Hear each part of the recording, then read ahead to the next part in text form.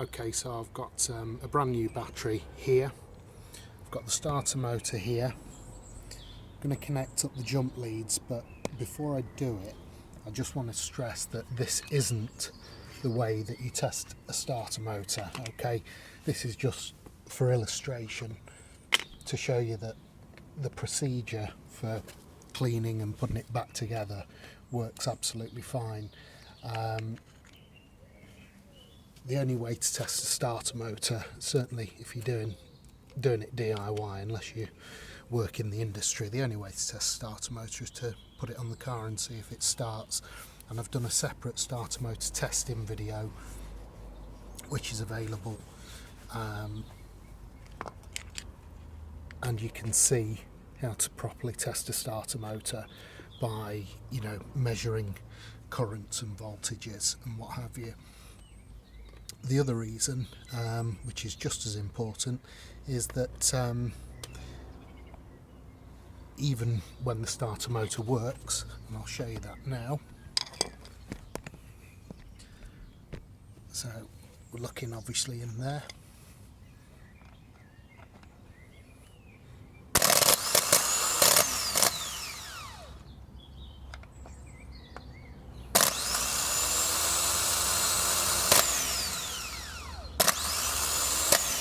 Now, I don't know whether you saw those huge sparks. That's one of the reasons why you don't do this. So you can see it working absolutely fine. The pinion is being thrust out, so the solenoid is working fine. I'm just going to try and get a focus on my clamp meter just here, see if it'll stay in place. I've got a bit of a reflection on the screen. There we go. Right, okay. So we'll look at the clamp meter, and then I'll explain why this isn't how you test a starter motor. Look at the display.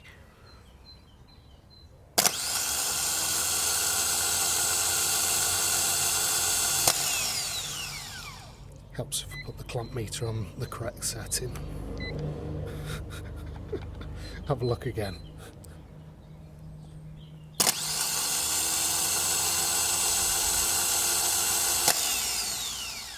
Okay, so you saw the clamp meter there go to, I don't know, about 100 amps, something like that. And this is a 2.2 kilowatt starter motor, and so this should actually be drawing a current of around about 220 amps.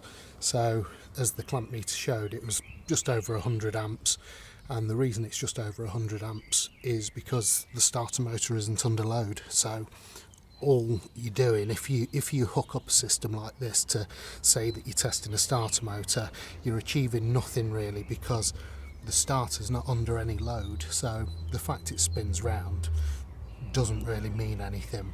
So when you've done your starter rebuild, just put it back on the car, bolt it on, then you're well out of the way of any sparks or anything like that.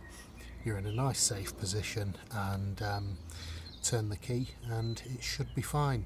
And if you've got a clamp meter, as I show in the starter motor testing video, when it's on the car and it's actually under load, actually turning the engine, it pulls a much larger current then, and then you know that the starter motor is doing the job that it's supposed to. So that's a quick way to explain how to not test a starter motor, but I'll put the proper testing video in my description. So thanks very much for watching.